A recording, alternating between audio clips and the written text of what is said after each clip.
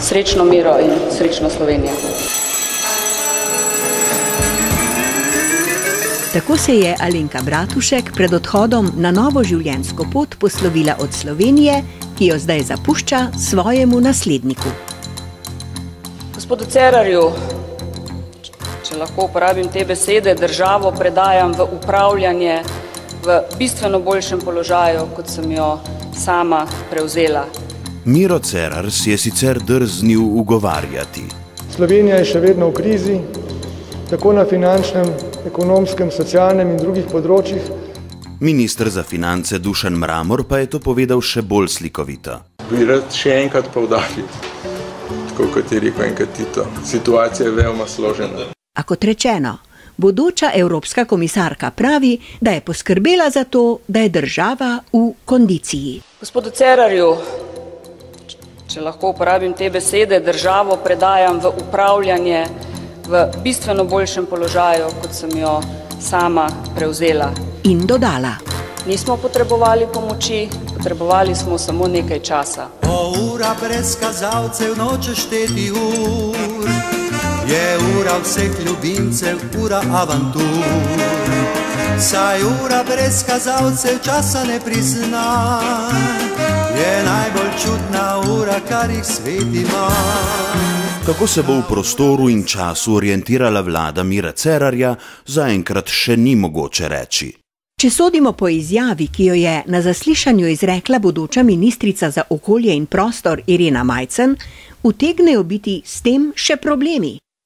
Jaz pa ne vem sicer, koliko je ura sploh, ker pač ure nimam. In taka čudna ura je zaljubljeno srce, ki gre in gre, ko ljubi, ljubi. Ljubi še in še. In ne le, da nima ure, tudi kondicije ji manjka. Da sem jaz že utrujena in gospod predsednik, zdaj, če se lahko meni da 5 minut pauze. Jaz pa ne vem sicer, koliko je ura sploh, ker pač ure nimam, ampak jaz sem pa že tako, bi rekla, vsaj 5 minut utrujena. In taka čudna ura je zaljubljeno srce, ki gre in gre, ko ljubi, ljubi.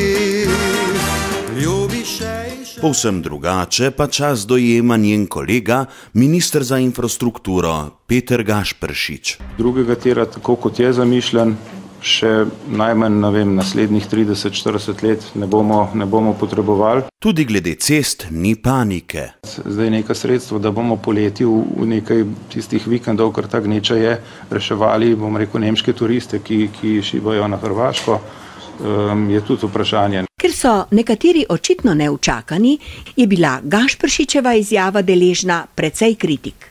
Nazadnje je moral Gašperšiča vzeti v bran sam predsednik vlade Miro Cerar.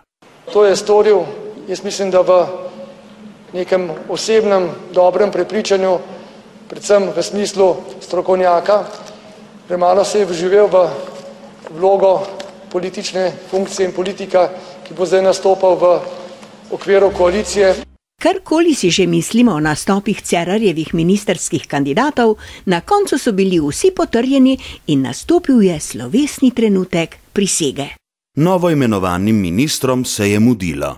In ker je situacija je veoma složena, je prišlo do manjšega zapleta. Finančni minister Dušan Mramor je prisego izrekel v malce skrajšani obliki. Prisegam, da bom spoštoval ustavni red, po svoji vesti in z vsemi svojimi močmi deloval za blaginjo Slovenije. Skratka, minister Mramor je sklenil, da bo ustavni red spoštoval pač v tolikšni meri, kot mu bo vest dopuščala.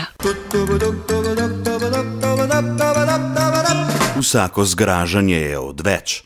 Predsednik vlade Miro Cerar to počne že lep čas. Strinjam se z vami, da je to nepredstavljivo v neki demokratični državi, da lahko nekdo, ki je za tako relativno res hudo kaznivo dejanje obsojen pravnomočno, nastopa kot poslanec. Po uri brez kazalcev nikdar konca ni, ko pa vendar ne šteje dnevov in noči. Saj tale čudna ura je zaljubljeno srce, ki gre in gre, ko ljubi, ljubi. ljubi še in še.